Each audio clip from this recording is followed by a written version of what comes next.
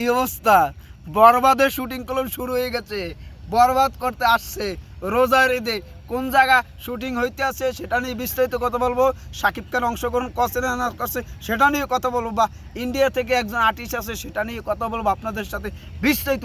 আমাদের মেগাস্টার শাকিব খান সে বরবাদের, আমরা এখন ঢাকা ক্যাপিটালস নিয়ে আনন্দ করতাম, কিন্তু আনন্দটা সেটা মাটি হয়ে গেছে শুধু এই গদা সুদানের জন্য। এই বিষয়ে আমরা কথা না বলি, আপনারা জানেন যে গদা সুদানের কী অবস্থা, কী পরিস্থিতি, এগুলো জানেনই। এখন মূল কথায় আমরা আসি, মূল টপিকে আসি। আমরা এই যে আসছি 300 ফিট আসছি, 300 ফিট নীলা মার্কেট না, নীলা মার্কেট আসছি। এখন এসে দেখি কি শাকিব খান শুটিং শুরু করছে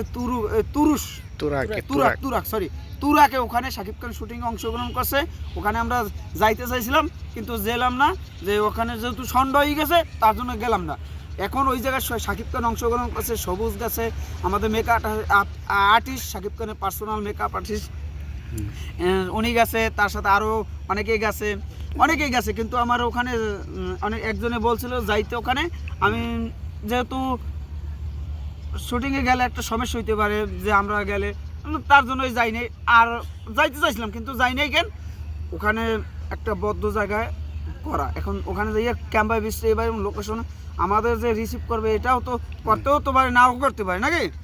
আমরা ওখানে যদি ফিরে আসি তাহলে কষ্ট বেশি লাগবে, তার জন্য কই 300 ফিট একটু ঘুরে আসি, আড্ডা দিয়ে আসি। আর এই বরবাদের শুটিং নিয়ে কথা বলবো। এই জায়গা, এই নদীটা কে কে আসছেন, এখানে ভালো লাগে একটা ফিল আসতেছে, যে গ্রামের মতন পরিবেশ, আমাদের বরিশালের মতন, ঢাকার ভিতরে গ্রামের ফিল, বরিশালে আমরা যেরকম থাকি এরকম একটা ফিল পাইতেছি।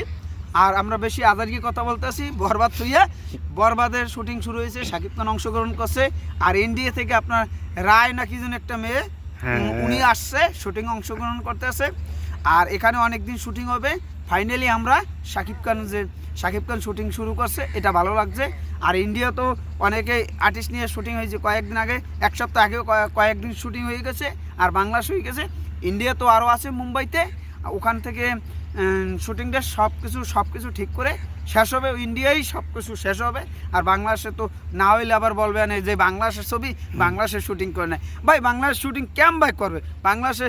আপনারা যদি বলে একটা গাড়ি লাগবে, আপনারা যদি বলে একটা গাড়ি লাগবে, হ্যাঁ গাড়ি দেবো না। আপনারা যদি বলি এই রাস্তাটা আমার লাগবে, এখানে শুটিং করবো, হ্যাঁ শুটিংয়ে পারমিশন দেবেন না, তাহলে ভাই এখানে করবে একটা ছবি। একটা ওয়ার্ল্ড ক্লাস ছবি করতে হলে ওয়ার্ল্ড ক্লাস ভিউ লাগবে, সব কিছুই লাগবে, ওয়ার্ল্ড ক্লাস লাগবে। এটা এখন যদি আমার হাওড়া ব্রিজের নিচে যদি বরবাদের শুটিং করা উচিত, এখন যদি আমরা এই যে 300 ফিট নীলা মার্কেটে শুটিং করি, এইটা যদি বলি হাওড়া মার্কেট, তাহলে কিভাবে আমরা এইগুলো করতে পারবো, আর ছবি কোয়ালিটি কিভাবে ভালো হবে।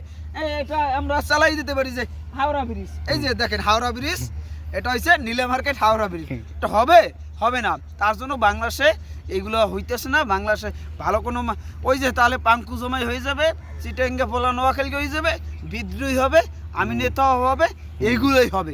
আর কিছু ডেভেলপ হবে না। ডেভেলপ হতে গেলে বিদেশে দেশে সব জায়গায় মিলিয়ে একত্র হয়ে একটা ভালো প্রোডাক্ট আসবে, এটাই আশা করি। আর আজকে শুটিং অংশগ্রহণ করছে মেগাস্টার শাকিব খান, খুশি লাগলো, ভালো লাগলো।